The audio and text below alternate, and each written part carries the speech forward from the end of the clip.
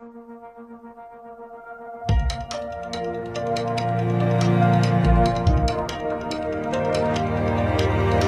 Everyone, welcome to the learning loop online educational platform. Student, आज हम रोजगार कौशल class 10th unit number 3 का एक और टॉपिक देखने वाले हैं। ठीक है, एग्जाम के पॉइंट ऑफ व्यू से इंपॉर्टेंट है। टॉपिक है प्रोटेक्टिंग योर डेटा, है ना, अपने डेटा की सुरक्षा करना। जब हम सिस्टम का यूज करते हैं, ठीक है, कंप्यूटर सिस्टम का यूज करते हैं, हम यूज करते हैं या कोई कंपनी यूज करती है, कोई भी व्यक्ति यूज करता है, ठीक है, तो सिस्टम के अंदर रखा हुआ डेटा एक इंपॉर्टेंट रोल प्ले करता है कि अगर वो डेटा, है ना, लीक हो जाता है, ठीक है, या किसी तरीके से उसको हैक कर लिया जाता है ना, तो इससे काफ़ी बड़ी समस्या या काफ़ी बड़ा नुकसान हो सकता है। ठीक है, तो अगर हमसे पूछा जाता है, ठीक है, कि अपने डेटा की सुरक्षा आप कैसे करते हैं या किन चीज़ों से आप कर सकते हैं, ठीक है, तो सबसे पहला पॉइंट हमारे पास आता है कि कंप्यूटर में लॉगिन करने हेतु पासवर्ड का उपयोग करना है। ठीक है, मतलब क्या होगा?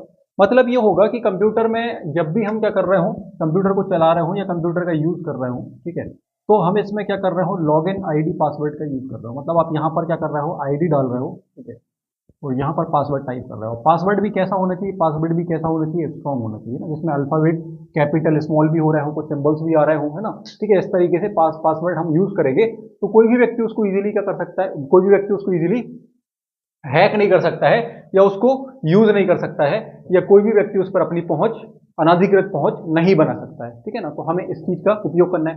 दूसरा पॉइंट हमारे पास आता है एंटीवायरस और फायरवॉल इंस्टॉल करें। ठीक है, अब एंटीवायरस और फायरवॉल से फायदा क्या होगा, तो आपके सिस्टम में अगर गलती से ईमेल के माध्यम से या किसी माध्यम से कोई वायरस आ जाता है तो एंटीवायरस उसको पकड़ लेगा, ठीक है, या उसको सॉल्व कर देगा प्रॉब्लम को, जो प्रॉब्लम आगे होने वाली है कि वायरस आपके कंप्यूटर में फैल जाएगा और फाइल्स को, डेटा को करप्ट कर देगा, तो उसके पहले उसको एंटीवायरस क्या कर देगा, किल कर देगा।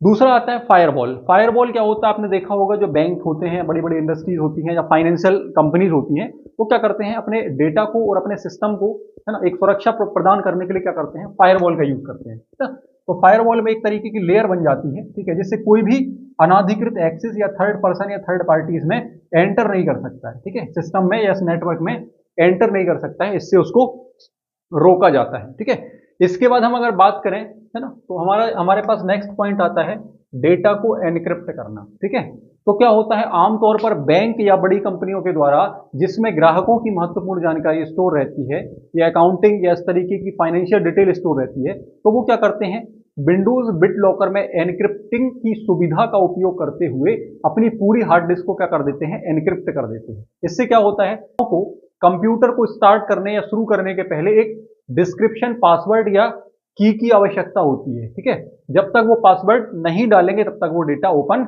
नहीं होगा। तो इससे भी क्या होता है, अनाधिकृत उपयोग को क्या कर सकते हैं, रोका जा सकता है। ठीक है, इसके बाद हमारे पास फोर्थ पॉइंट आता है सुरक्षित साइट, है ना। मतलब क्या करना है, केवल सुरक्षित वेबसाइट या साइटों पर हमें क्या करना है, अपने क्रेडिट कार्ड, बैंक अकाउंट या अपनी पर्सनल डिटेल वगैरह देनी है।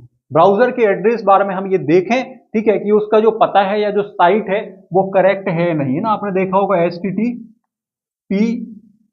ठीक है ना, इस तरीके से ये हम देखते हैं। ठीक है, तो हमें ये देखना है कि जो सिंबल है, जो वेबसाइट्स है, उसकी लिंक जो है वो स्टार्ट हो रही है यहां से या नहीं हो रही है। ठीक है, अगर हमें ऐसा डाउट लगता है या हमें ऐसा लगता है कि ये वेबसाइट फेक है, तो हम वहां अपनी क्रेडिट कार्ड या पर्सनल डिटेल या इस तरह की डिटेल ना दें। कई बार आपने देखा होगा कुछ ऑनलाइन साइट्स होती हैं, ठीक है, फेक साइट्स होती हैं, जहां पर हम कोई प्रोडक्ट देखते हैं कि यार ये प्रोडक्ट 5 या 10 हज़ार का है और हमें 100 रुपए में मिल रहा है ना, हम उस पर क्लिक करते हैं तो वो आपको एक ऐसी साइट पर ले जाता है जहां आपसे आपकी डिटेल या बैंकिंग डिटेल या इस तरीके की ऑप्शंस मांगे जाते हैं ना, या बोला जाता है कि आप पेमेंट करेंगे तो आपको मिल जाएगा। तो हमें ऐसी फेक वेबसाइट से भी क्या करना है, बचना है, या उन पर समझदारी से काम लेना है कि ये वेबसाइट जो है या ये एड्रेस है, ये लिंक जो है वो क्या है, फेक है ना। तो हमें इससे भी यहाँ पर बचना है।